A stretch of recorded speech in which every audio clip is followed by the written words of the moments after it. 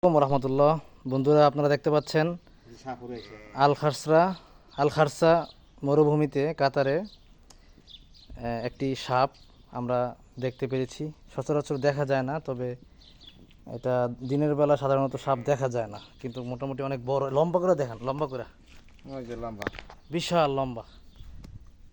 এখনও কিন্তু সাপটা জীবিত, যদিও মানে কামড় দেওয়ার মতো শক্তি নাই তার, কারণ একেবারেই মাথা এবং দাঁত থুবড়ে ফেলা হয়েছে, কিন্তু তারপরও এখনো জীবিত আছে সাপ। এখন ওইটা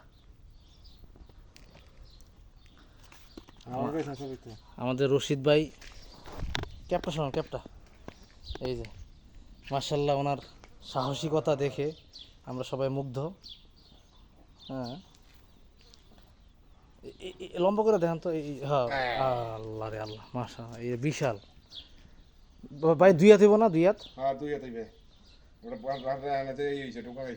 হ্যাঁ। যাক, আল্লাহ তাআলা আমাদেরকে হেফাজত করছে। এটাকে আমরা মেরে ফেলবো কিছুক্ষণের মধ্যে। কমেন্টে জানাবেন যে এটা কি নাম হইতে পারে এই সাপটা। ঠিক আছে, ভালো করে দেখাই, ভালো করে দেখাই গায়ের রং।